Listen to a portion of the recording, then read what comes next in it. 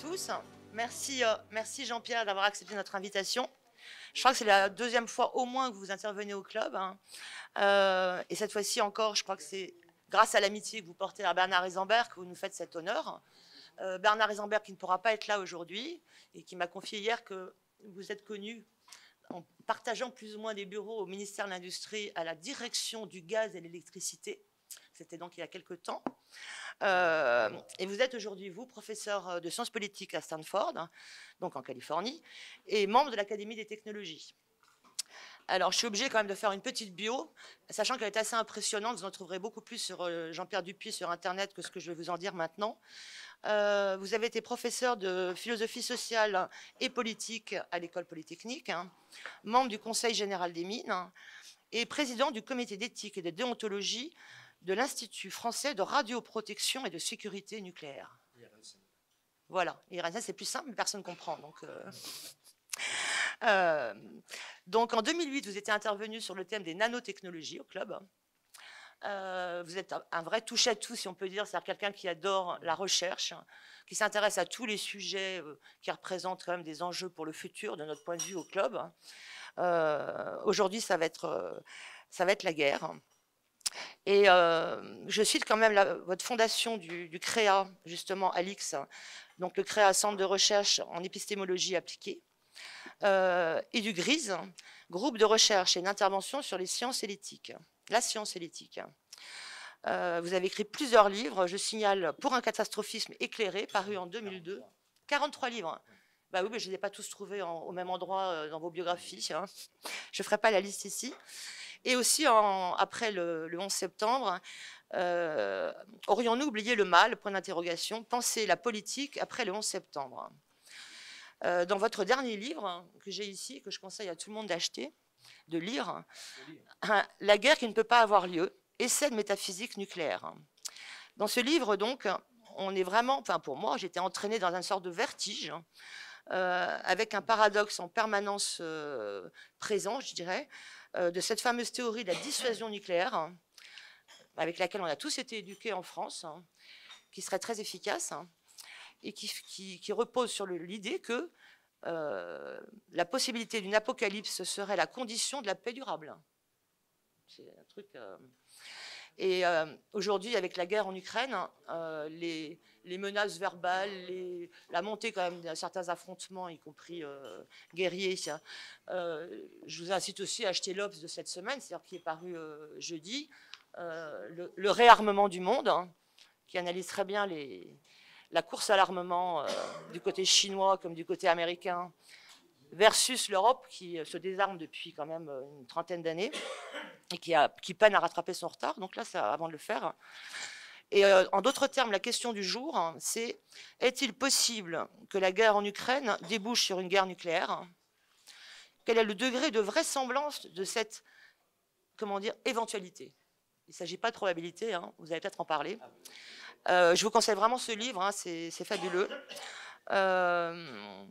Et finalement, de manière claire, pour vous, la dissuasion nucléaire, c'est pas un truc efficace.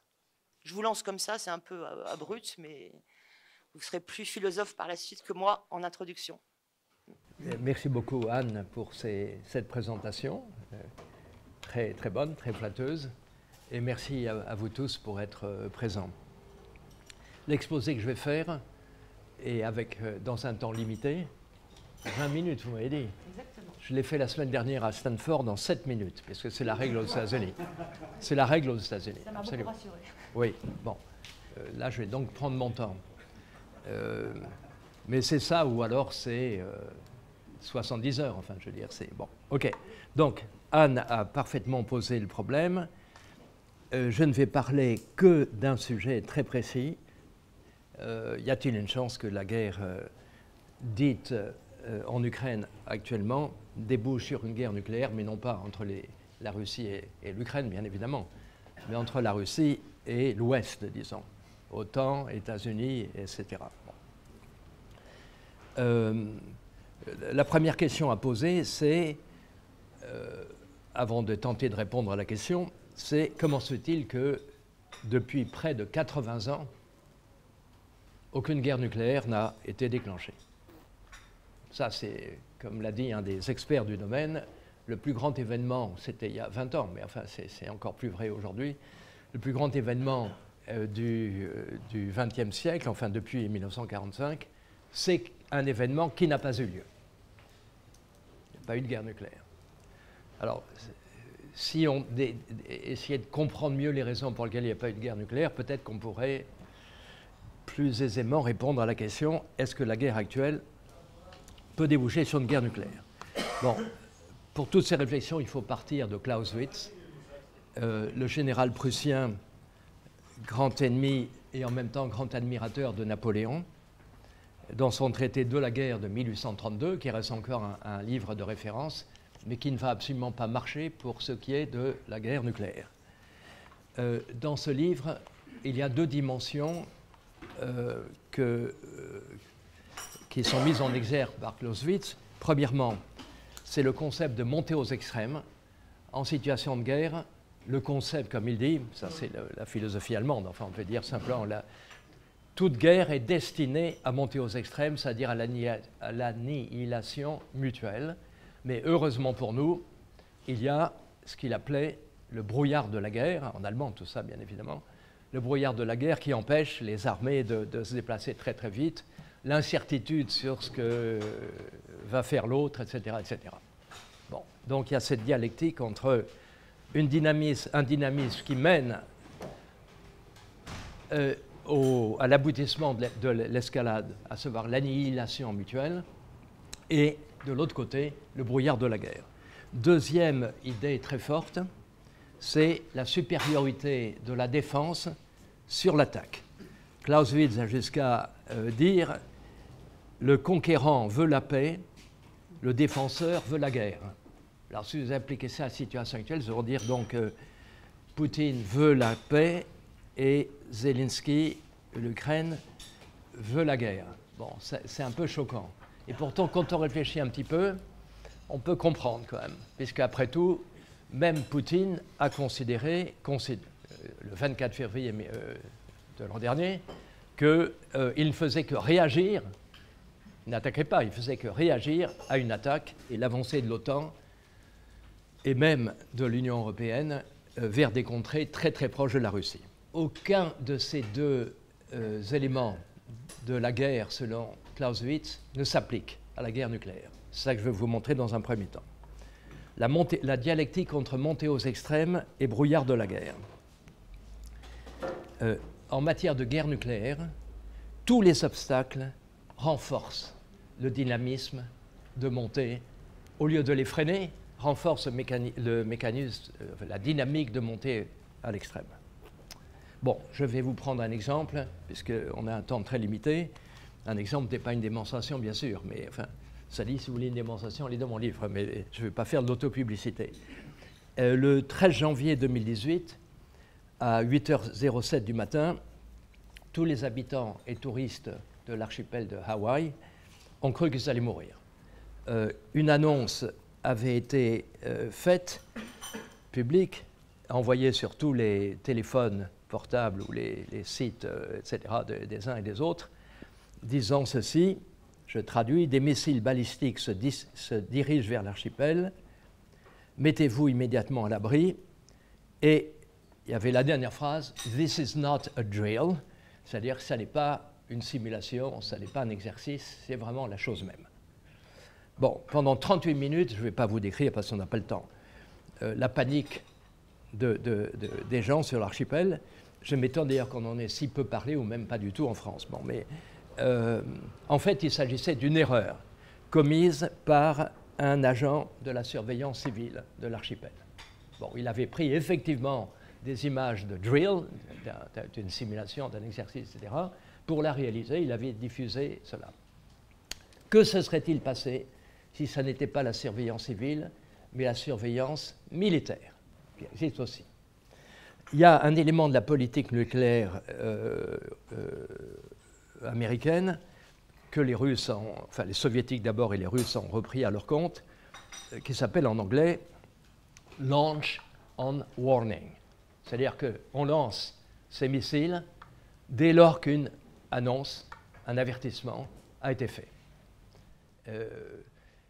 Pourquoi? Parce qu'il y a des tas de raisons à cela d'ailleurs. Si on attend trop, vos propres missiles vont être détruits par les missiles qui viennent. Si on attend trop, la décision va être prise par le chef des armées, c'est-à-dire le chef de l'État, et ça prend du temps, il peut avoir des doutes, etc. Donc la riposte est automatique. Bon, on launch on warning. Donc si ça avait été une alerte militaire, si l'alerte avait été faite par les militaires, bon, ça aurait été le launch on warning, c'est-à-dire que les missiles qui existent, alors à la fois sur le territoire de l'archipel, mais aussi sur les sous-marins, dans les sous-marins environnants, ils auraient été lancés. Alors, vers où d'ailleurs? Ça, l'étude ne le dit pas. Qui était l'attaquant? Alors, il y en avait deux possibles, hein, bien sûr. La Corée du Nord, ça à toi, c'est pas si loin que ça, ou alors, carrément, les Russes avec leurs sous-marins. Bon. Mais c'était une erreur, et donc l'alerte a été annulée, et tout s'est bien passé. William Perry, qui est un de mes collègues de Stanford, qui fut le secrétaire à la défense du président Clinton dans son premier mandat, a écrit un magnifique article dans Foreign Affairs sur le sujet, et avec la conclusion, dorénavant, toute alerte, qu'elle soit vraie ou fausse, doit être prise pour vraie. Puisque, qu'elle soit vraie ou fausse, de toute manière, on va launch on warning, et c'est la réponse qui va, que ce soit une réponse à une attaque vraie ou que ce soit une réponse à une attaque fausse, c'est elle qui va déclencher la dynamique de montée vers l'extrême. Bon, voilà.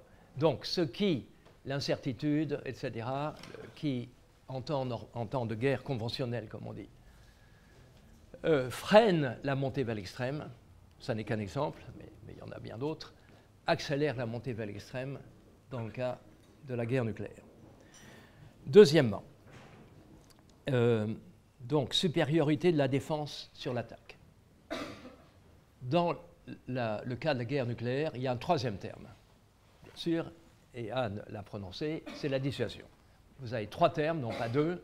Vous avez l'attaque, qui ne s'appelle pas d'ailleurs attaque, qui s'appelle, je vais y venir, préemption. Vous avez la défense et vous avez la dissuasion. Qu'est-ce que c'est que la dissuasion? C'est une menace de contre-attaque. Une menace de contre-attaque. C'est un acte de parole. Si tu franchis une ligne, que d'ailleurs on ne précise pas forcément, une ligne rouge, eh bien, ma réponse sera, ça c'est l'expression française, incommensurable avec l'attaque. Bon, et ce sera le départ de la montée vers l'extrême. C'est ça la dissuasion. Alors, peut-on dire que, c'est la réponse classique, que l'explication du fait qu'il n'y ait pas eu de guerre nucléaire depuis 1945, en 1945, ce n'est pas une guerre nucléaire, puisque un seul pays avait la bombe atomique, c'est la dissuasion. La dissuasion a marché. C'est la réponse habituelle, celle que vous trouvez, et nous sommes juste à côté de l'école militaire, évidemment, c'est la réponse des gens qui sont là. Cette réponse n'est absolument pas satisfaisante, pour deux raisons. La dissuasion repose sur une menace non crédible. Pourquoi? Bon, l'autre franchit une ligne. Par exemple, je ne sais pas, il envahit l'Afghanistan. Bon. Est-ce que je vais mettre en action, est-ce que je vais, la menace que j'ai faite, que j'ai affichée, de contre-attaquer et de risquer cette montée vers l'extrême qui va aboutir à annihilation mutuelle et donc à mon suicide. Si tout le monde meurt, c'est un suicide, évidemment, ça va de soi. Ben, c'est une question qui, pour l'instant, n'a de réponse que théorique, puisque ça n'a pas eu lieu. Dieu merci, on ne serait pas présents ensemble ici. Bon, il y a un seul chef d'État, à ma connaissance, mais je suis à peu près sûr que c'est juste, qui a dit que jamais il n'aura appuyé sur le bouton. C'est le nôtre. Giscard d'Estaing. Bon, dans ses mémoires, mais il est évident que, je peux vous assurer, j'étais à l'école polytechnique à l'époque, non pas comme professeur, donc pas comme élève, l'état-major de l'école et au-delà, bien sûr, des armées françaises, n'a jamais pardonné à Giscard d'Estaing, puisqu'il réduisait la crédibilité de la force de frappe française à pas grand-chose. Bon. Donc, la dissuasion repose sur une menace non crédible. Contrairement à ce qu'on dit d'habitude, pour que la dissuasion marche, il faut que les acteurs soient irrationnels. On dit souvent, la dissuasion, c'est de la blague, etc. Il faut que les acteurs soient rationnels. Or, ils ne le sont pas. Non, c'est l'inverse. La dissuasion repose sur l'hypothèse que les acteurs sont irrationnels, c'est-à-dire que s'ils sont attaqués, ils réagiront en courant le risque de mener l'adversaire soi-même et le reste du monde, bien sûr, à leur perte.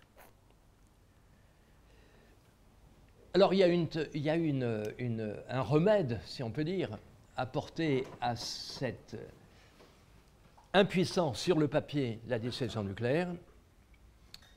C'est l'idée que, c'est là que Clausewitz est complètement hors course, que pour que la dissuasion nucléaire marche, il faut renoncer à se défendre. La dissuasion implique la non-défense.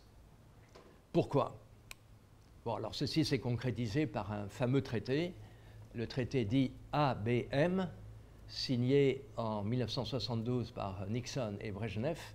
ABM signifie, le sigle Anti-Ballistic Missile, bon. Puisque la défense, c'est avec des missiles anti-missiles, que ce soit nucléaires ou pas nucléaires. Et en 1972, donc, Nixon et Brejnev ont conclu cet accord qui disait « on ne se défend pas ».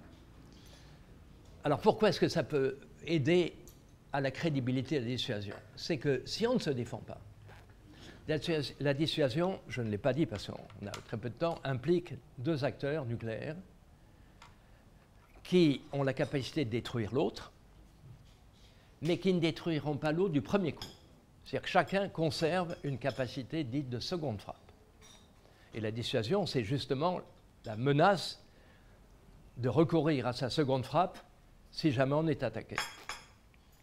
Que se passe-t-il si on renonce à se défendre? Si on dit non, on ne va pas construire de missiles antimissiles, de boucliers antimissiles, que se passe-t-il? C'est qu'on donne à l'autre la meilleure garantie qu'on ne va pas l'attaquer en premier. Pourquoi? Si on l'attaquait en premier, il conserverait une capacité de seconde frappe, il la mettrait à exécution, et puisque vous ne vous défendez pas, tout se passe comme si vous aviez offert votre population en holocauste.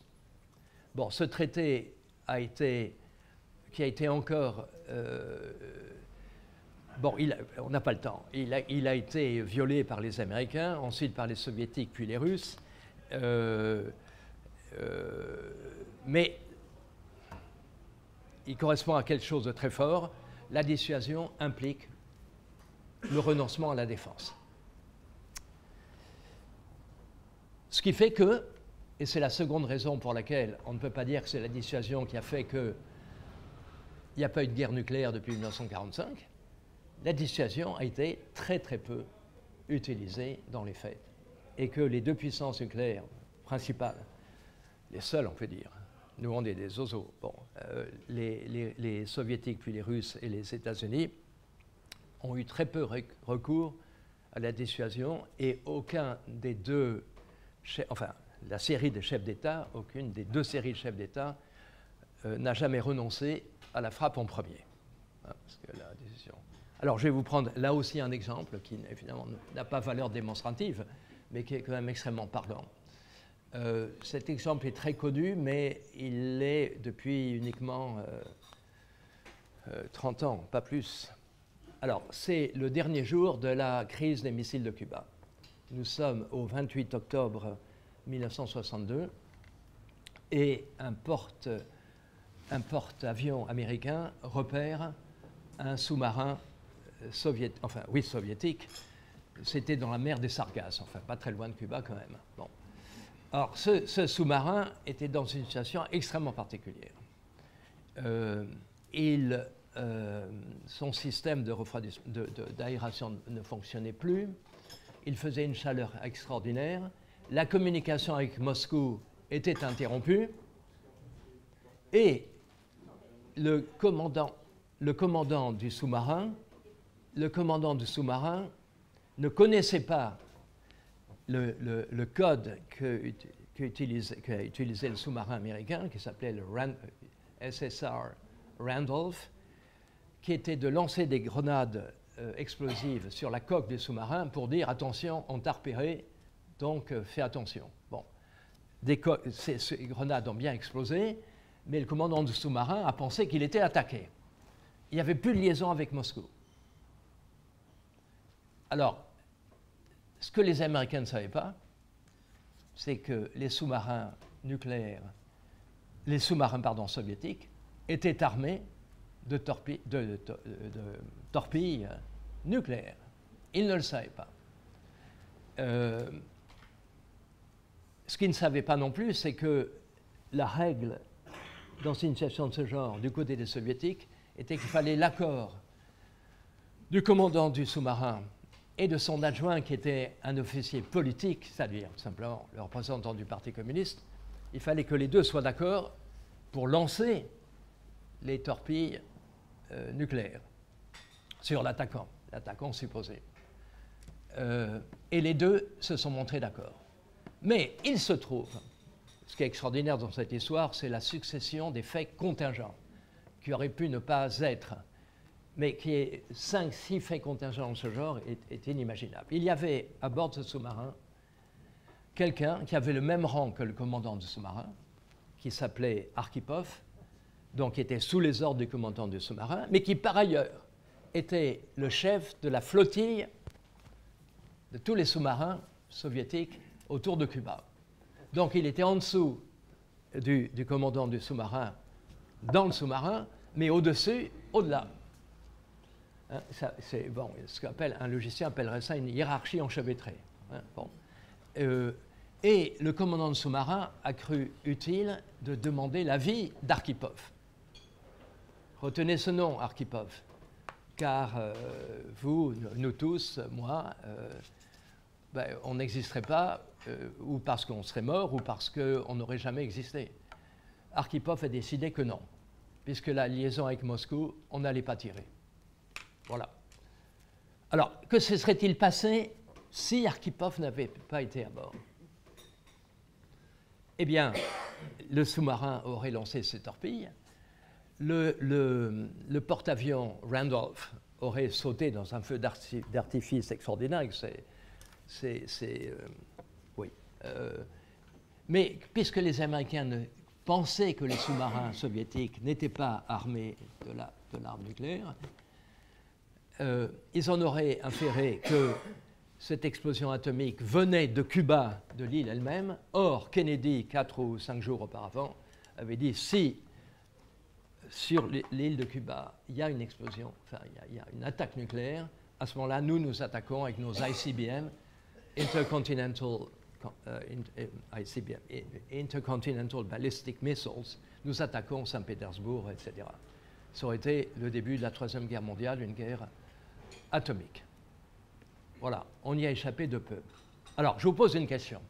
Dans cette histoire, tout est extraordinaire, enfin, la série de faits contingents. Mais qu'est-ce qu'il y a de plus extraordinaire dans tout ça? On n'a pas beaucoup de temps, donc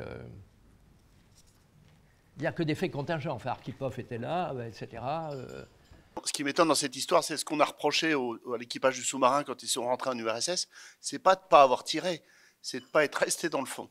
Oui, non, mais d'accord, mais c'est pas ma question. Donc je me demande, est-ce qu'ils auraient vraiment tiré au bout du compte? Non, mais c'est pas ma question. Oui, ma question est, attendez, ma question est très précise.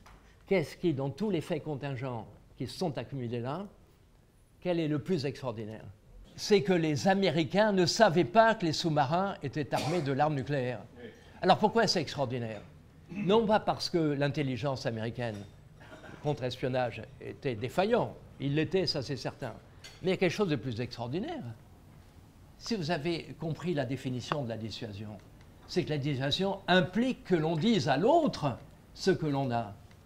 les Soviétiques auraient dû le savoir, parce que les Américains auraient dû le savoir, parce que les Soviétiques auraient dû leur dire.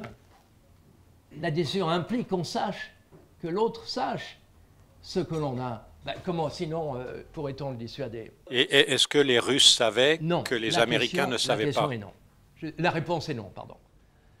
Alors, 2 ans plus tard, nous sommes en 62, 2 ans plus tard, en 64, un très grand film est fait sur la base de ce... Il a l'allure d'une parodie, etc. Et un de mes collègues de Stanford a dit, mais ce n'est pas une parodie, c'est un documentaire. C'est bien sûr le film de Stanley Kubrick, Dr. Strangelove, Docteur Folamour, où c'est exactement la même situation. Les Soviétiques ont inventé la Doomsday Machine, la machine du jugement dernier, hein, qui va détruire toute la Terre si jamais il y a une attaque américaine. Mais les Soviétiques ont oublié, par négligence dans le film, d'avertir les Américains. Alors il y a un colonel fou américain qui se lance vers l'Union soviétique et il va l'attaquer. Effectivement, il attaque avec ses bombes et voilà. La dissuasion implique que l'on dise à l'autre ce que l'on a. C'est là que, si on réfléchit à l'intersection entre l'arme atomique et l'intelligence artificielle, on a un grand problème, puisque l'intelligence artificielle, bon, on le voit déjà avec le fameux ChatGPT, ou plutôt GPT-4, implique qu'il y a une boîte noire, que même les concepteurs de l'intelligence artificielle ne savent pas ce qu'il y a dedans. Bon. Donc là, il y a un sacré problème. Hein. La dissuasion impliquerait que... Bon, voilà. Ça n'est qu'un exemple, bien sûr, mais on peut aller beaucoup plus loin dans la démonstration, et la dissuasion a très peu été le cas pendant la guerre d'Itroide et même après, et jamais les responsables, aussi bien d'un pays, d'une puissance nucléaire que de l'autre, n'ont renoncé à attaquer en premier. Alors, il reste donc dissuasion, défense, attaque. L'attaque se dit preemption en anglais, préemption, ce qui est d'ailleurs une violation de l'étymologie, et nous on a repris ça, ce terme, y compris dans la vie ordinaire. Préemption, ça veut dire acheter avant, hein, emptor en latin, bon. Mais maintenant, préemption veut dire agir avant. La préemption, c'est une attaque, mais d'un genre très particulier, et je vais vous dire tout de suite, puisqu'on a peu de temps, quel est le surnom, le nickname de la préemption, c'est striking second first. Être le premier à frapper en second. On peut dire, si vous voulez, représailles anticipées. Bon, l'autre n'a pas encore attaqué, mais je considère qu'il a déjà attaqué, c'est imminent, et donc j'attaque en premier. Bon, voilà. Et là, on est saisi de vertige. Hein. Oui, ben, oui, c'est l'inversion du temps, mais qu'on retrouve beaucoup dans ces considérations-là. Hein, OK, conclusion de cette première partie, la deuxième va être beaucoup plus courte. Comment se fait-il qu'il n'y a pas eu de guerre nucléaire depuis 1945 ? La réponse a été donnée, la réponse que je pense la plus juste a été donnée par Robert McNamara, qui fut le secrétaire de la Défense de Kennedy puis de Johnson, après l'assassinat du premier. McNamara, dans ses mémoires, mais aussi dans ce film extraordinaire qu'il a fait, qui s'appelle The Fog of War, justement, le brouillard de la guerre, répond à celui qui l'interroge, « We lucked out ». Nous avons eu du bol. Voilà. Et il continue, « We lucked out. It was luck that prevented nuclear war ». C'est la chance, le bol, le pot qui a fait qu'on n'a pas eu de guerre nucléaire, etc. 32, 36 fois pendant cette période et après la fin de la guerre froide, après l'effondrement de l'Union soviétique, on est passé à ça près. Dans le film, il montre ça, du déclenchement. Ce qu'on appelle en anglais un near miss. On est passé à ça près du déclenchement de guerre nucléaire. Alors, la déesse Fortune, hein, Fortuna, bon, elle a été gentille avec nous. Est-ce qu'elle va continuer à l'être? Bon, je passe à la deuxième partie, où là maintenant on va parler de l'actualité. c'est évidemment plus important encore que tout ce que je viens de dire, mais finalement, je crois qu'on peut résumer le peu de choses que j'ai à dire en quelques minutes. Depuis le début, disons depuis Robert McNamara, justement, on a toujours considéré que une solution au dilemme de la dissuasion nucléaire consistait au fond à considérer que l'arme nucléaire, et pour ça il fallait qu'elle fût petite, de petite capacité explosive, soit considérée comme une arme comme les autres. Bon, c'est-à-dire qu'on puisse utiliser sur le champ de bataille ce qu'on appelle des armements tactiques. Tactique veut dire, par opposition stratégique, qu'on peut utiliser sur le champ de bataille. Ce n'est donc pas une arme dite de dissuasion, mais une arme qu'on peut utiliser sur le champ de bataille. Jusqu'à ce qu'on... Enfin, les plus grands stratèges américains, la grande différence entre l'Amérique et la France, c'est que les stratèges américains ont toujours travaillé main dans la main avec les philosophes. Et certains des plus grands philosophes américains, même des métaphysiciens, ont contribué énormément à la pensée américaine. Bon, en France, j'ai bien peur que ce ne soit pas le cas. Hein. On peut compter sur le nombre... D'abord, on peut compter sur les doigts d'une seule main, le nombre de chercheurs en France qui travaillent sur ce sujet et qui ne sont pas inféodés à la force de frappe française, au truc qui est à côté. Là. Bon. Il y en a un à Sciences Po. Hein. Oui, je sais, mais c'est un copain. Vous n'allez pas vous étonner si je vous dis que c'est un copain et qu'on travaille ensemble. Il s'appelle Benoît Pelopines, exactement. Bon. Mais trouvez-en d'autres. Hein. Bon. Alors, jusqu'à ce qu'on s'aperçoive que c'était au contraire ces armements dits tactiques qu'il fallait absolument éliminer parce que si on les utilisait sur le champ de bataille, alors c'était mettre le doigt dans l'engrenage et la dynamique clausewitzienne de marche inéluctable vers l'extrême se mettrait en route et le coup d'après, on passerait aux ICBM, aux missiles intercontinentaux et aux bombes H. Bon. Et effectivement, les années 1986-1987 ont été un point de basculement dans cette direction. En 1986, Reagan et Gorbatchev, les deux chefs d'État, se sont arrivés tout près d'un accord de désarmement total, pour leurs deux pays en tout cas. On ne dit pas ce que la France aurait fait dans ce cas-là. Et pour des raisons que je pourrais vous dire dans la discussion après, si ça vous intéresse, ça a échoué au dernier moment. Bon. Mais 1987, l'année d'après, ça c'était à Reykjavik, capitale de l'Islande, l'année d'après à Washington, les deux mêmes ont signé un traité absolument essentiel qui s'appelle le traité INF, ce qui veut dire Intermediary Range Nuclear Forces, les forces nucléaires de portée intermédiaire. Portée intermédiaire signifiant par convention entre 500 km et 5500 km. Bon, pourquoi exactement ces chiffres? C'est pas important. Et effectivement, ce traité a été mis en application. Et tant l'Union soviétique, devenue Russie, que les États-Unis ont appliqué, bon, vers la fin, plus ou moins, ce traité.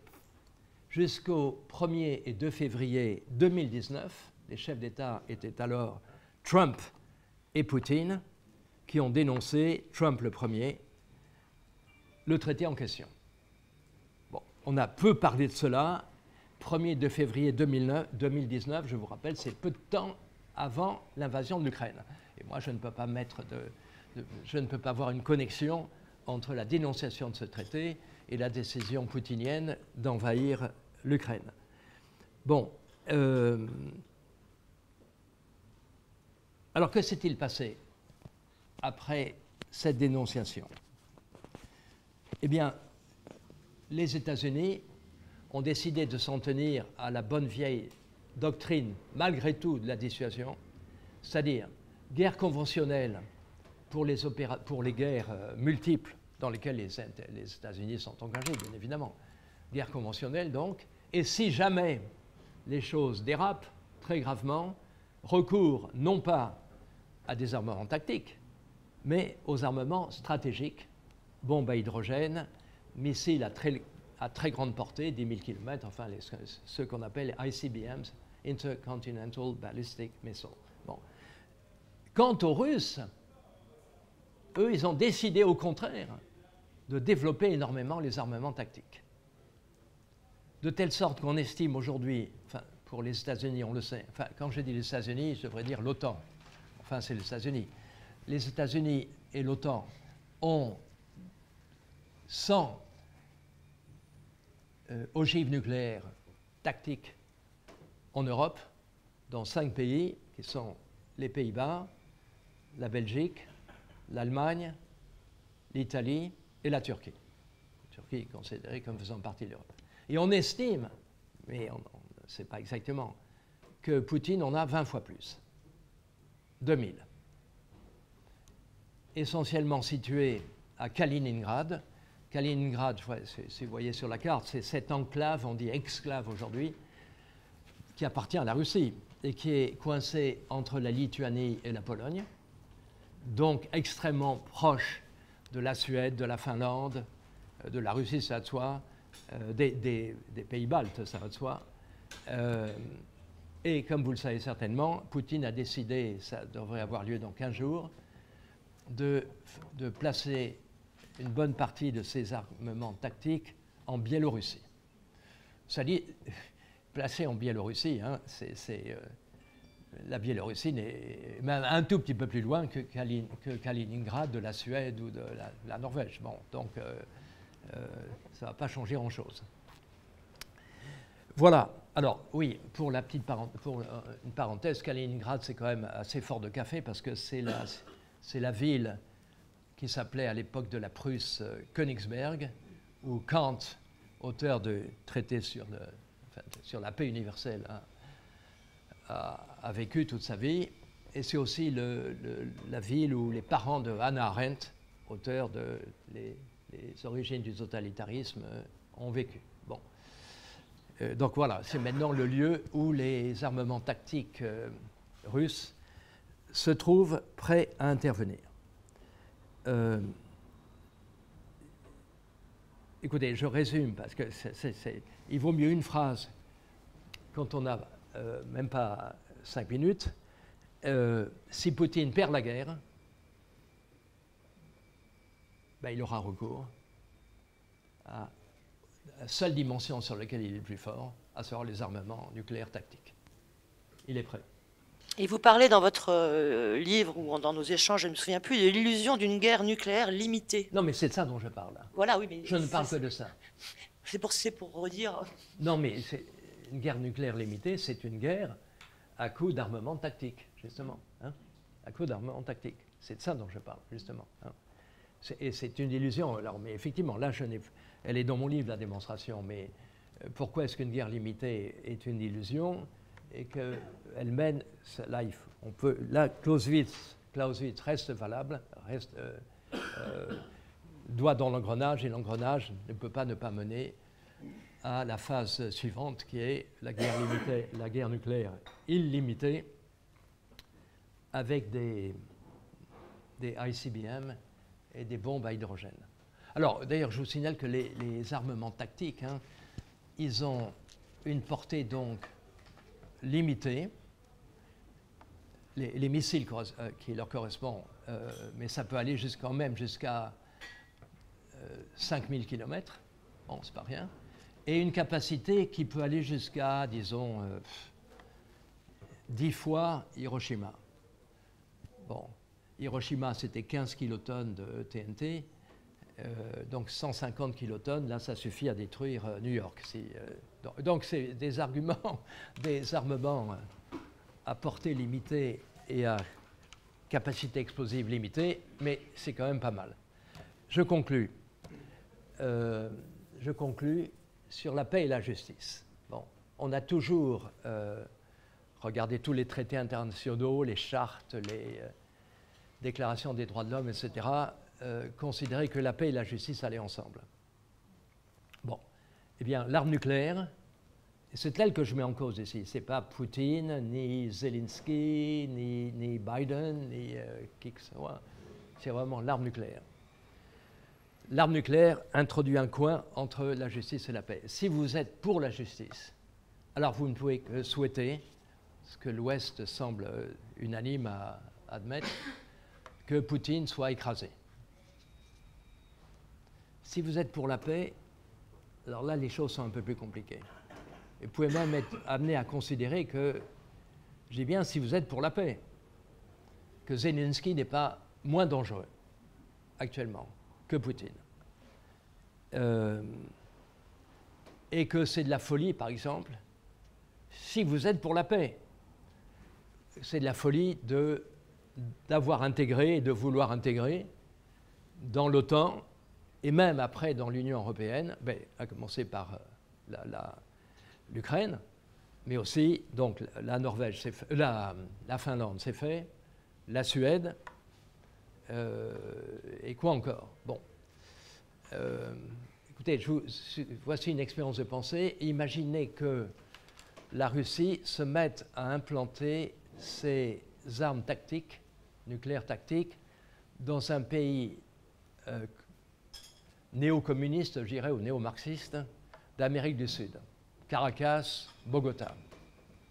Bon, regardez sur une carte, Caracas et Bogota sont à moins de 5000 km de Washington. Imaginez même que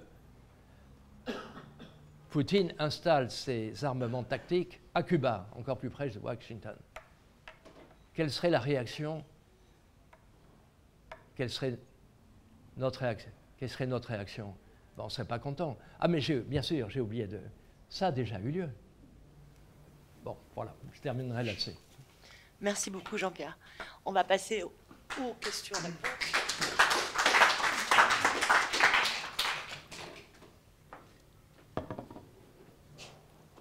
Bonjour, j'ai une question sur, donc, historiquement, des dirigeants ont eu de la chance ou ont été visionnaires, tant mieux. Dans le futur, c'est un peu le concept de dead hand que je voudrais aborder, où les dirigeants ou ceux qui ont les codes ne peuvent pas décider ou sont incapacités.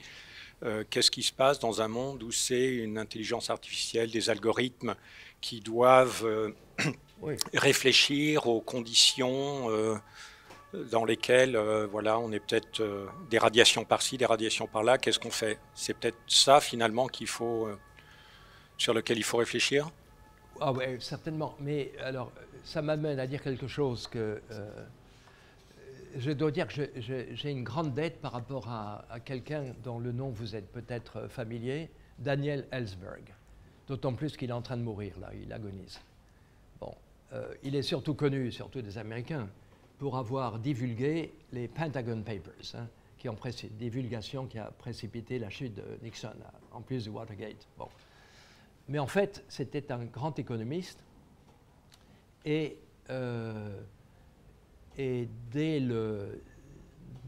McNamara, 1905, au Pentagone, il a été planificateur de guerre nucléaire.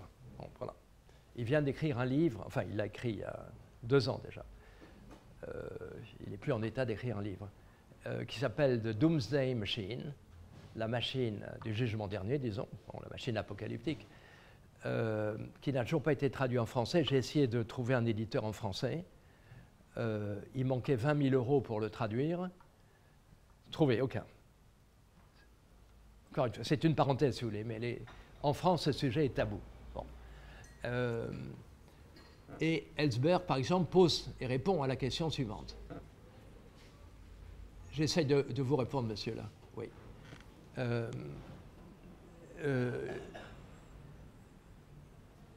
Disons, nous sommes en 1962, 63. Combien de personnes ont le pouvoir aux États-Unis de déclencher une attaque atomique? Combien? Hein? Combien? Une? C'est ce que les Français disent. Hein. la réponse est, selon Ellsberg, 350. Mais pourquoi? À cause de quelque chose qu'en anglais s'appelle delegation et qu'on a traduit en français par dévolution. Si le président ne peut pas prendre cette décision, etc., bon, alors il peut déléguer, mais c'est une arborescence de dévolution en français. Hein, voilà, c'est ça. Mais d'ailleurs, si c'était une seule personne, ce que ici à l'école militaire on veut nous faire croire, à savoir le chef de l'État, à savoir Macron actuellement, mais il suffirait, si on avait un ennemi là, il suffirait qu'on déboulonne Macron pour qu'on soit désemparé au sens le plus fort du terme, bien sûr. Donc, c'est comme une hydre, si vous voulez, si on coupe une tête, il y a d'autres têtes qui repoussent grâce à la dévolution. Bon, alors, ça peut être, effectivement, les dévolutions peuvent être faites auprès de machines automatiques, oui. Mais dans toute l'histoire des doctrines nucléaires, l'automatisation de la réponse a été toujours quelque chose de très longtemps. Hein. Et le launch on warning est un exemple de cela. Hein. On n'attend pas que les missiles ennemis arrivent, on lance ses propres missiles. Alors, la manière de lancer encore plus rapidement, immédiatement, ces missiles, c'est de connecter l'organe qui fait l'alerte, enfin bon, à la commande d'une attaque nucléaire. Bon, on va vers ça. Alors, c'est la petite parenthèse que je faisais entre parenthèses. Là, donc, le colloque où j'étais à Stanford il y a 10 jours portait en grande partie là-dessus, l'interconnexion entre l'arme nucléaire et l'intelligence artificielle. Bon, voilà. C'est assez effrayant, effectivement. Encore une fois, la dissuasion implique la transparence parfaite. Or, ça n'a jamais été le cas. Enfin, bon. Combien est-ce que la Russie de Poutine a d'armes tactiques en Europe? Bon, on pense que c'est 2000, donc 20 fois plus que l'OTAN. Alors après vos propos finaux, évidemment, le petit déjeuner passe mal, hein, je le dis sur Poutine. Alors peut-on se rassurer avec des questions un peu anecdotiques?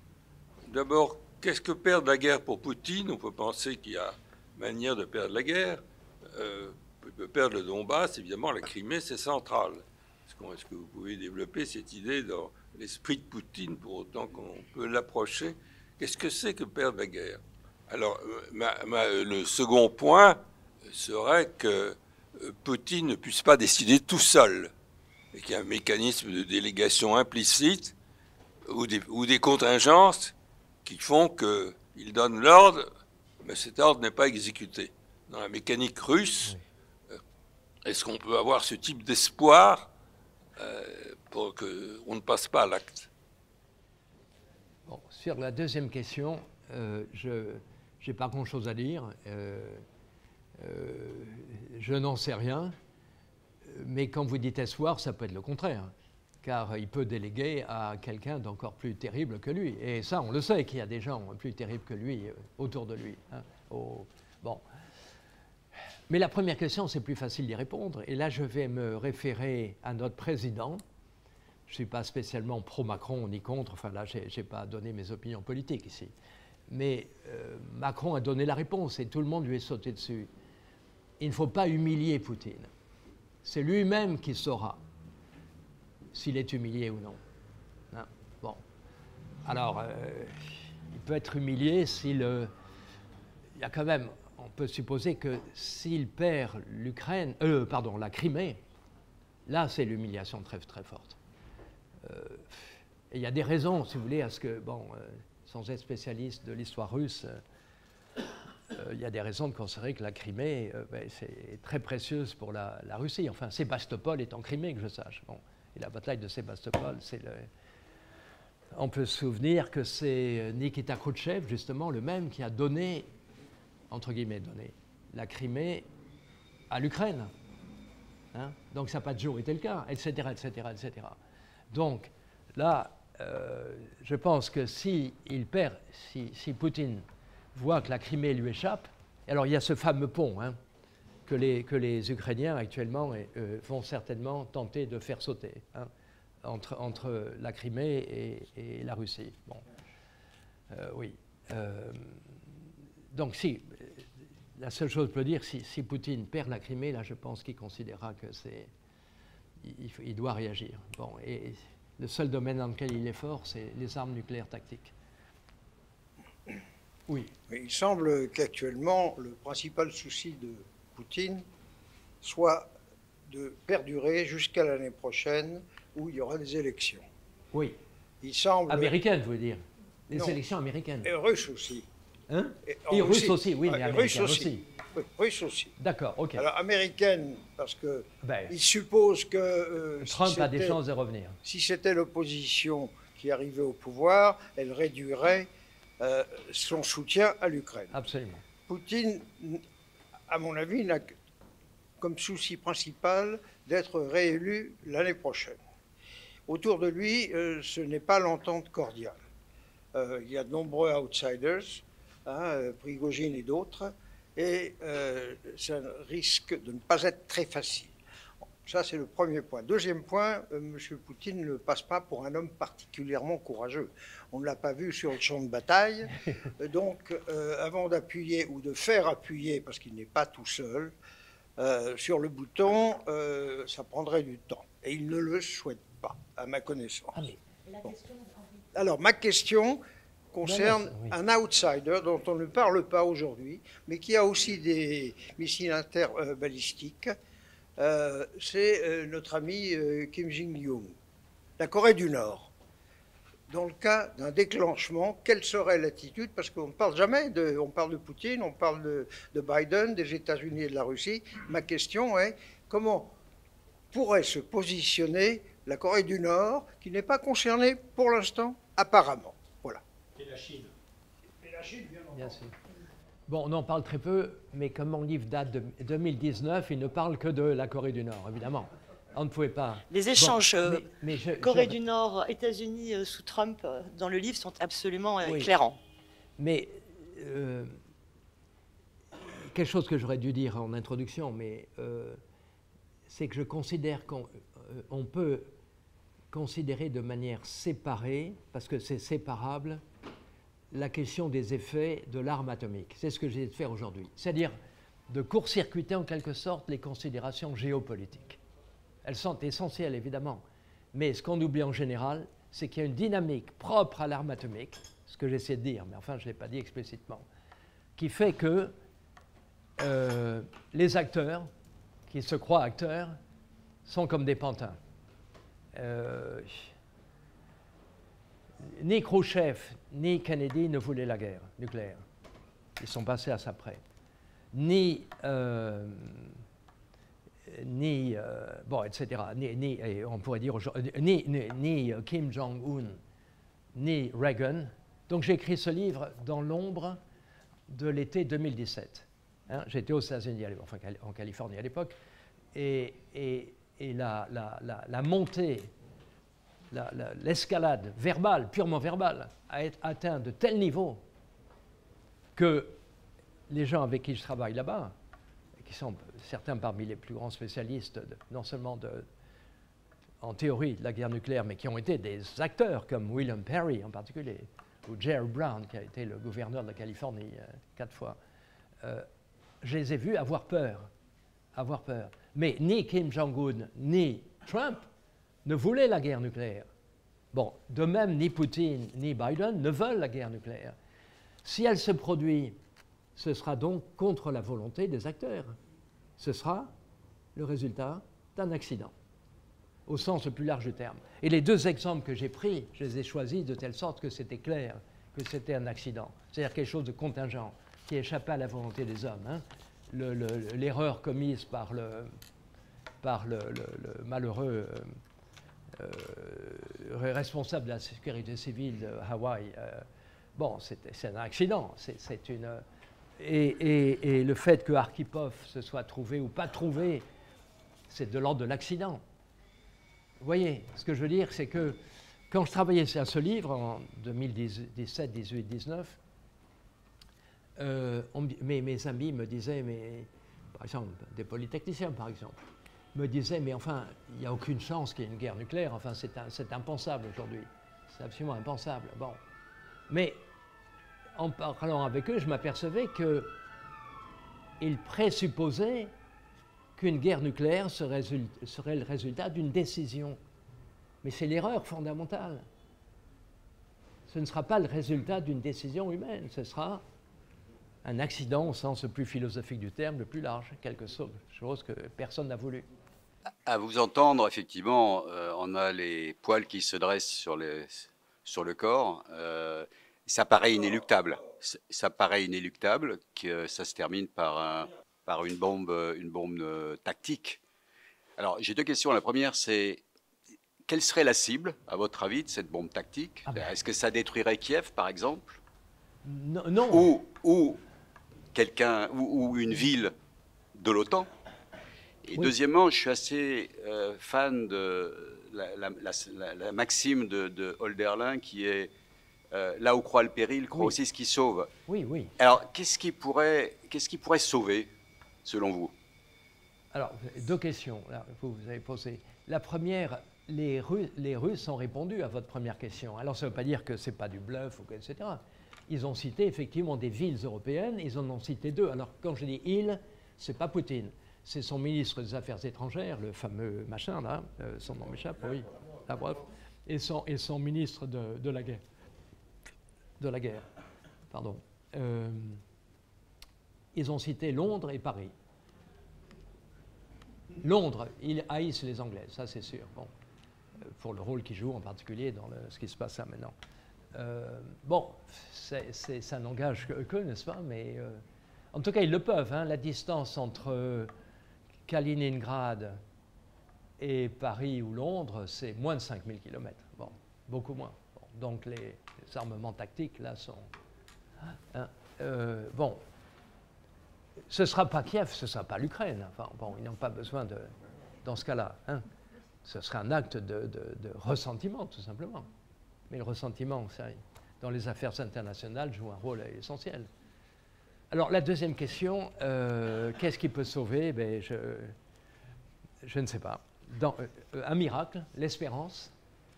Non, mais c'est là qu'on revient à la question, comment se fait-il que depuis 1945, il n'y ait pas eu de guerre nucléaire? Alors, we locked out, mais d'accord, mais peut-être qu'effectivement, il y a la providence. Là. Oui, dans ce contexte, est-ce qu'il faut aider l'Ukraine à gagner la guerre? Est-ce qu'il faut l'aider à se défendre? Mais, compte tenu de ce que vous dites, non, mais c'est pourquoi j'ai insisté 3 fois, mais je suis sûr que je n'ai pas insisté assez. Je n'ai pas dit qu'il fallait choisir la paix. J'ai dit, l'arme nucléaire introduit un coin entre la justice et la paix. Alors, si vous choisissez la justice, oui, il faut aider l'Ukraine. Si vous choisissez la paix, alors il faut être, pour le moins, prudent. Mais c'est ce que vous avez dit quand vous avez dit, si Poutine perd la guerre, voilà le risque. Non, non, non. Si on choisit la paix comme valeur suprême, et si Poutine perd la guerre, il y a 2 si là, hiérarchisés. Alors ce qu'on fait là est de la folie. Mais il y a 2 si hiérarchisés. Hein? Mais vous pouvez très bien choisir la justice, après tout, même si le risque, c'est effectivement une 3e guerre mondiale. Einstein disait, vous connaissez tous cette phrase, je ne sais pas ce que va être la 3e guerre mondiale, mais la 4e se fera avec des lances et des coups de pierre. Oui. Bon, voilà. Merci beaucoup pour ce message qu'on n'entend pas énormément en effet dans le débat français. Une chose, vous disiez, qu'est-ce qui frappe sur les 80 dernières années? Une autre chose frappante est qu'aucun pays ayant l'arme nucléaire ne l'ait abandonnée. Et donc, pour que nous arrivions collectivement à penser un monde sans armes nucléaires, est-ce qu'il ne serait pas essentiel qu'au moins un des pays qui fait partie du club cynique équipé de l'arme nucléaire, par exemple un pays riche qui nous concerne directement, dont la qualité de l'arme nucléaire est très modeste, voire symbolique, la France, et dont on est en train de discuter en ce moment de la modernisation, est-ce qu'il ne faudrait pas qu'il y ait dans le débat cette pensée qu'à un moment donné, notre pays qui a donné le signal sur beaucoup de domaines, soit celui qui dise on peut sortir d'un jeu de con, mais il faut qu'il y ait quelques joueurs qui donnent l'exemple. Oui, c'est une question, merci beaucoup, c'est une question très importante. Les choses sont encore plus tragiques que cela, ou alors c'est mon pessimisme, mais supposer qu'il y ait une dénucléarisation totale, ça n'assurera absolument pas la paix. Pourquoi? On peut éliminer les armes nucléaires, on ne peut pas éliminer le know-how, le savoir-faire. Et pour ce qui est des pays actuellement dotés de l'arme nucléaire, on estime que 3 à 6 mois seraient suffisants pour reconstituer un arsenal raisonnable entre 10 paires de guillemets. Et pour des pays non nucléaires actuellement comme le Japon, il faudrait peut-être 6 mois pour qu'il se dote. Il est très tenté de l'arme nucléaire. Donc ce serait non plus une situation en termes de théorie des jeux de dissuasion. Oui. Ce serait une situation de dilemme du prisonnier. C'est le premier qui aura l'arme qui... là, c'est Hobbes, disons. C'est le premier qui a l'arme nucléaire qui l'emporte sur le monde. Écoutez, la preuve de cela, c'est qu'entre 1945 et 1954, dans cette période où l'Amérique avait déjà... avait la bombe atomique, bien sûr, et même la bombe H, deux des plus grands esprits du XXe siècle. L'un et l'autre grands mathématiciens.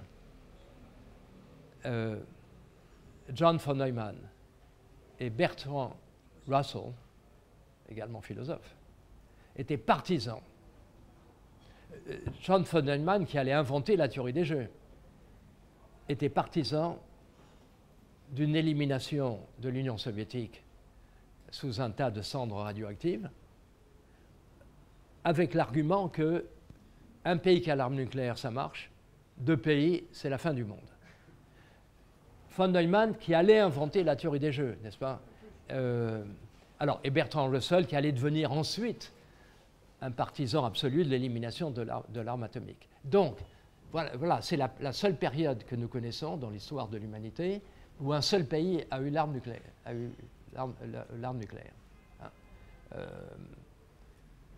Donc je pense que s'il y avait une élimination totale, ce serait la course à celui qui serait ce seul pays. Voilà, c'est tout. Et en très peu de temps, ça pourrait se faire. Oui, ce qui est quand même paradoxal dans cette analyse, ce que vous développez, c'est que face à la plupart des risques contingents, la stratégie d'élimination du risque est quand même à la fois celle dont il est le plus facile de persuader les autres et finalement la plus efficace. Et donc, s'il y a une action humaine collective possible, ça reviendrait à dire au fond qu'il n'y a pas d'action humaine collective possible.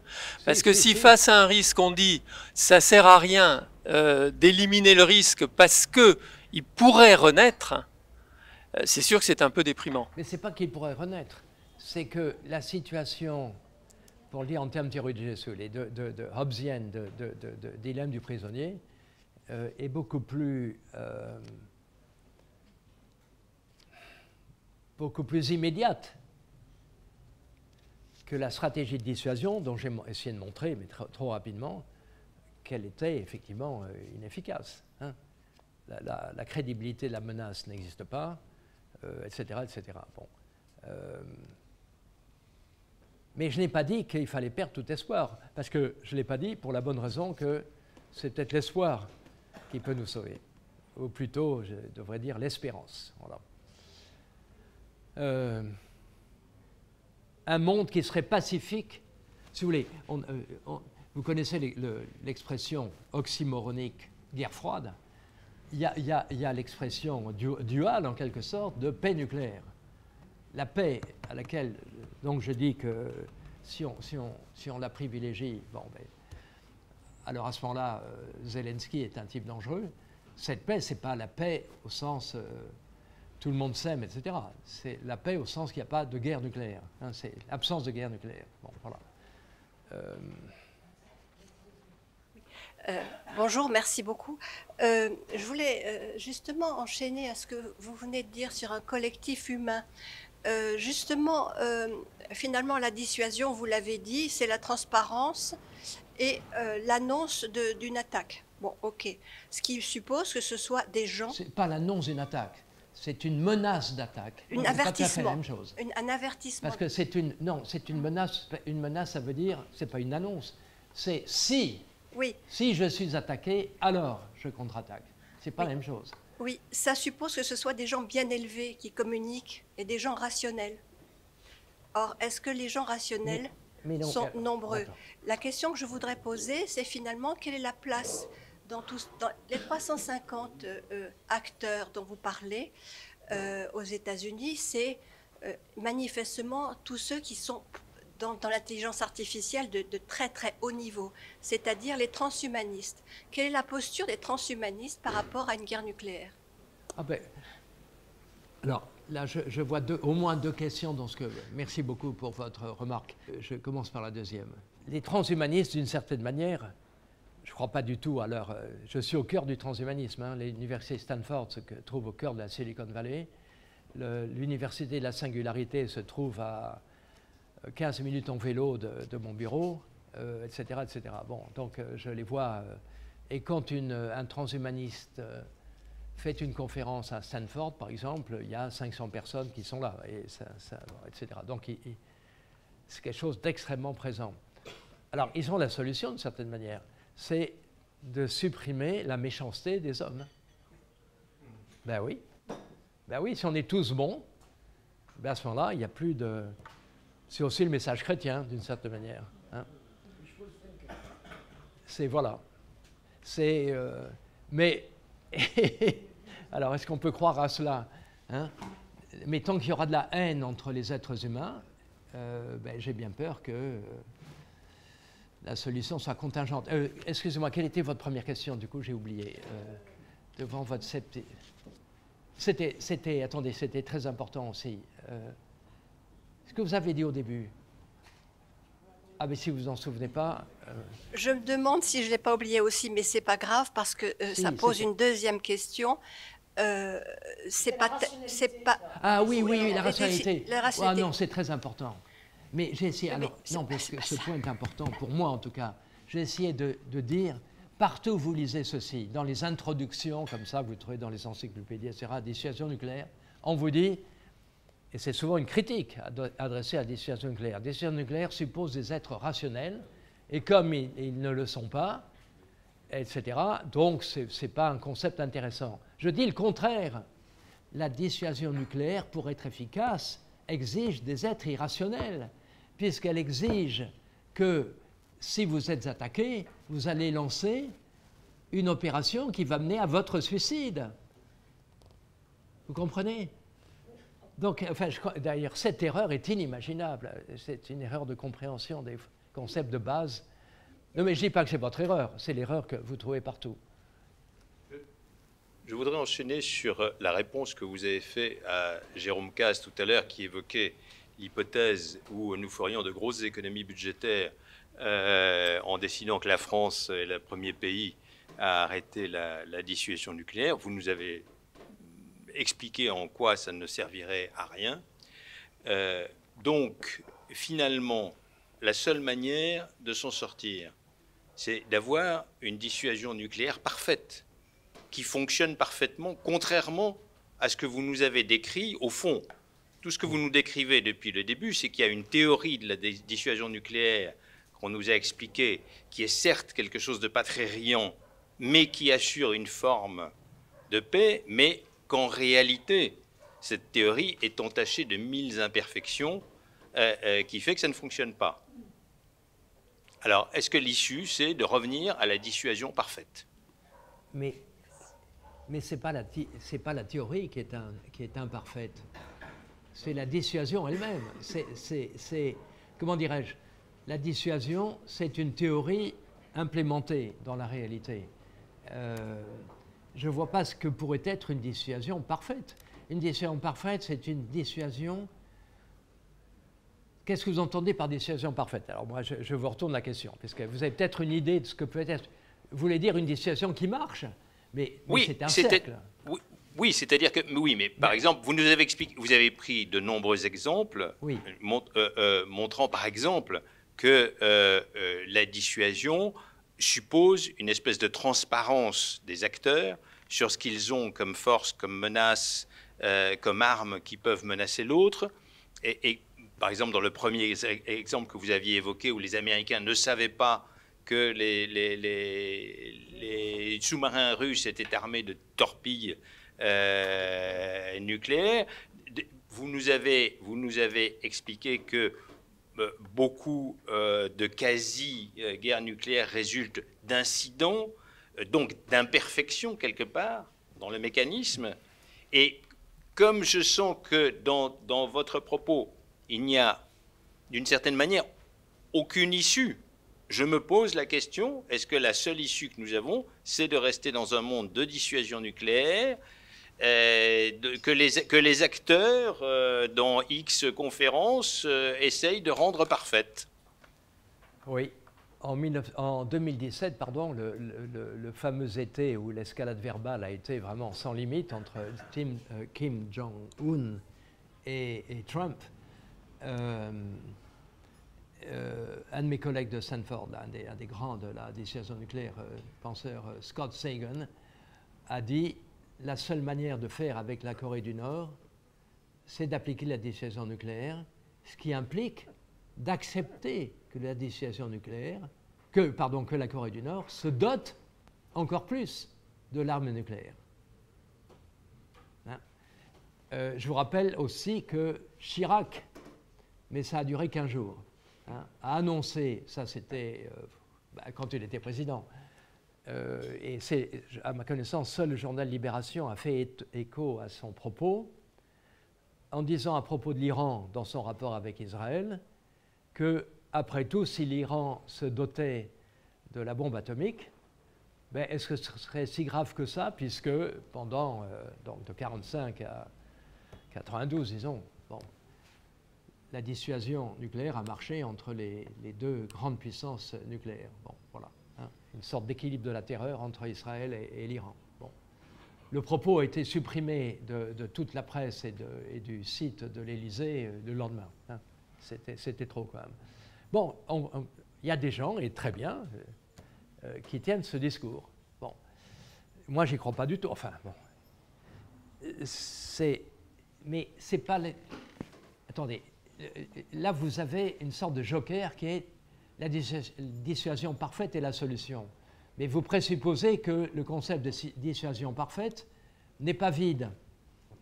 Mais moi, ce que j'essaie de dire, c'est qu'il est vide. Hein? Il n'y a pas de dissuasion parfaite, puisque la menace n'est pas crédible. Bonjour, je vais essayer d'être bref. Je vais essayer de nourrir mon espérance, hein, donc c'est pour diminuer mon anxiété. La représentation que j'ai, c'est sur la contingence de ce que vous décrivez. Oui. L'image qui me vient, c'est que si vous avez une particule qui traverse un champ de particules, on peut dire que si elle en heurte une en particulier, c'est un accident. Mais si elle traverse tout le champ de particules, c'est aussi un accident. Et donc, moi, je me demande dans quelle mesure, finalement, le fait qu'à un moment donné, quelqu'un appuie pour de vrai sur le bouton ne serait pas, au fond, à une contingence encore plus grande que celle qui semble apparaître du fait qu'il y en ait, enfin, voilà, que ce soit arrêté à un moment. Voilà. Je peux répondre tout de suite. Oui, c'est très juste. Et dans l'exemple du sous-marin nucléaire soviétique, etc., c'est le cas qui s'est passé. Je veux dire, la contingence a été bonne, là. Hein, il y avait un Arkhipov dans le sous-marin. Bon. Mais...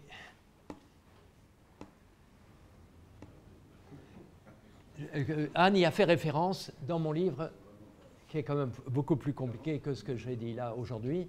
Dans mon livre, je montre que le concept de probabilité ne peut pas fonctionner dans ce cas-là. Hein. On ne peut pas parler de chance que ça se produise ou pas. Bon. On parle de bol. Non. Je parle d'une incertitude qui est autre que l'incertitude probabilisable et que j'appelle l'indétermination. Indétermination. Unbestimmtheit en allemand. Oui, si vous le permettez, je voudrais sortir un instant de la dissuasion nucléaire. Hier soir, Jean-Yves Le Drian exprimait son regret que le président Obama n'ait pas appliqué ce qu'il avait annoncé en cas de franchissement de la ligne rouge, c'est-à-dire de bombarder l'état-major syrien qui avait bombardé avec des gaz chimiques sa population. Est-ce qu'on ne trouve pas là l'origine de la situation actuelle, de cette absence de dissuasion réelle en fait? Oui, oui, oui. Bon, alors Obama, évidemment, tous mes amis de Stanford, bon, qui sont malgré tout des démocrates, hein, en Californie, tout le monde est démocrate, bon, ont été extrêmement déçus par Obama, qui, dès 6 mois de son premier terme, a reçu le prix Nobel de la paix et a quitté, à la fin de son deuxième terme, j'allais dire l'Élysée, a quitté la Maison-Blanche en réservant dans le budget américain $1 trillion sur 3 ans pour... Alors, pas pour créer de nouvelles armes atomiques, mais c'est de l'hypocrisie, pour moderniser l'armement atomique américain. Bon. C'était un va-t-en-guerre, comme l'aurait été d'ailleurs Hillary Clinton. Hein. Oui, oui, bon, mais oui, c'est un bon exemple. Excusez-moi si ma question est un peu naïve, mais on ne parle que d'attaque et on ne parle pas du tout de défense. Est-ce que la solution, ce n'est pas de surinvestir dans les boucliers antimissiles? Et où est-ce qu'on en est sur ces sujets-là? Oui, oui. Merci de votre question. Là, évidemment, dans mon exposé, c'est un point faible, mais je prends toujours comme excuse le peu de temps dont nous disposions tous. C'est Ronald Reagan, dans un discours à la nation américaine de mars 1983, lorsqu'il a lancé ce qu'on appelle en termes ordinaires la guerre des étoiles, où c'est...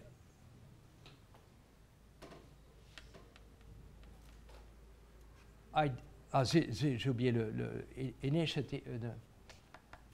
bon, oui, mais en anglais, enfin, bon, peu importe, c'est la guerre des étoiles. Bon.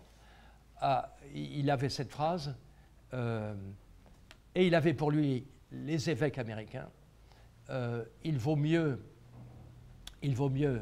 prévenir la menace, c'est-à-dire se défendre, que la venger, que venger l'attaque. Puisque la dissuasion, c'est venger, n'est-ce pas? Si vous mettez en application votre menace, vous vous vengez. Bon. Donc il vaut mieux empêcher. Alors là, on pourrait entrer dans des développements techniques qui ne sont pas de mise, mais dans la circonstance actuelle, on n'a pas le temps. Mais voilà, on peut le dire en une phrase, la défense nucléaire par des missiles antimissiles présuppose un taux d'efficacité égal à 100%. Le premier missile qui passe au travers est le missile de trop. Voilà, c'est ça la réponse. Hein. Voilà. Ben oui, c'est le missile de trop, puisque si, je sais pas, si un missile passe et détruit le Pentagone, bon, ben là, les Américains vont réagir et c'est la montée aux extrêmes. Et l'industrie et la technologie ne connaissent pas un taux de succès à 100%. Voilà, c'est ça l'idée. Moi, je vous remercie beaucoup pour votre exposé qui m'a beaucoup éclairé. Mais je voudrais savoir quel est le niveau de conscience de nos dirigeants sur vos propos. Et est-ce qu'il y a plusieurs écoles? Et finalement, quelle est l'école française par rapport à ces sujets? Mais, très bonne question. Aussi la question de Jean. Très bonne question. Et il est nul. Non, le niveau de conscience est nul. Le niveau de conscience est nul. Et alors, j'ai été très critiqué en France par ceux qui ont lu mon bouquin pour ne pas avoir cité un seul penseur français du domaine. Mais les penseurs français de domaine, qui sont des militaires, il n'y a pas de philosophe en France. Enfin bon, il y a eu Raymond Aron, bon, qui a lu Clausewitz de manière complètement optimiste, la rationalité qui va l'emporter. Il y a eu Glucksmann qui éructait plus qu'il ne pensait. Bon, alors il y a Pelopidas qui est un type absolument formidable à Sciences Po. Il y a très peu de penseurs. Et ceux qui écrivent sur le sujet, je ne vais pas citer un nom là, parce que vous allez penser que c'est mon ennemi personnel, disent, ils l'ont écrit, mais ils l'ont écrit 10 fois depuis le 24 février de l'an dernier, il n'y a aucune possibilité qu'il y ait une guerre nucléaire en Europe, du fait de... Voilà. Mais c'est inimaginable. Bon, non. Non, alors je n'ai pas cité le général Poirier, le général, etc., etc. Non, parce que... Alors, en plus, ces gens n'ont jamais lu la littérature américaine sur le sujet, qui est extraordinairement riche, extraordinairement... Ils l'ont jamais lu. Alors, je pense qu'ils lisent l'anglais quand même un peu. Bon, mais c'est pas sûr d'ailleurs. Bon, bon, c'est triste, c'est très triste. Voilà, je me permets. Vous nous plongez dans un grand trouble en nous démontrant que la dissuasion est imparfaite. Mais alors, quelle alternative à cette situation si ce que développe Alain Boer dans son dernier ouvrage, je ne sais pas si vous l'avez lu, montre que dans l'histoire de l'humanité, donc anthropologiquement, c'est la paix qui est une interruption de l'état de guerre et qu'on n'est pas prêt d'en changer. Oui, oui, oui. Ben, il est aussi pessimiste que moi. Bon, encore une fois, là, ce qu'il s'agit de viser, hein, c'est pas, au stade où nous en sommes, c'est pas la paix dans son sens le plus beau, enfin, le plus... Pax Christi, c'est la non-guerre nucléaire. Hein. Paix veut dire non-guerre nucléaire. Bon, donc c'est une paix nucléaire, en quelque sorte. Bon. Ben, j'ai pas ben, écoutez, c'est pas le rôle du philosophe de donner des solutions. Je suis désolé. Mais on peut regretter effectivement que la France... Mais est-ce que la France, dans le domaine en question, hein, compte... Enfin, écoutez, en tête d'ogive nucléaire, chiffre à peu près, États-Unis, Russie, 6 000, avec la Russie un peu plus. Jusqu'à il y a 6 mois, la France était le 3e. Était le 3e pays. Maintenant, la Chine l'a dépassé. Avec 300 peut-être. 300. Alors, on passe de 6 000 à 300. Bon, ensuite la Chine, ou alors la Chine devant la France. Ensuite le Royaume-Uni, avec 150. Ensuite l'Inde et le Pakistan, avec 120 chacun. Ensuite Israël, en théorie 0, mais en fait on pense 80 à peu près. Et ensuite la Corée du Nord, avec 10, 12, 15, on ne sait pas exactement. Bon, voilà, c'est ça. Mais on passe de 6 000 à 300, et etc. Bon, qu'est-ce que vous voulez? On ne compte pas. Enfin, alors, je sais bien que ça suffit à détruire Saint-Pétersbourg ou ce que vous voulez. Bon, mais vous savez pourquoi la France a utilisé comme vecteur? Il y a 3 vecteurs. Hein, l'aviation, les sous-marins et les silos en terre. La France a toujours pris, enfin, pas toujours peut-être, mais privilégié avant tout les sous-marins. Pour 2 raisons. D'une part, parce que les sous-marins n'ont pas d'adresse. Hein, bon, donc le retour, ben, il ne sait pas où aller. Et deuxièmement, parce que les sous-marins visent très mal. C'est un avantage puisque la dissuasion repose sur la terreur. Et le fait que lorsqu'on tire, on ne sait pas soi-même où ça peut tomber, ben, fait un peu, donne la fausse un petit peu à la cible en face. Hein. C'est un argument officiel. Oui. On va peut-être arrêter là, ça on va tous mourir de peur avant tout à l'heure. Non. Merci beaucoup Jean-Pierre. Oui, bon, ben, je vous en prie. Et je vous dis à tous.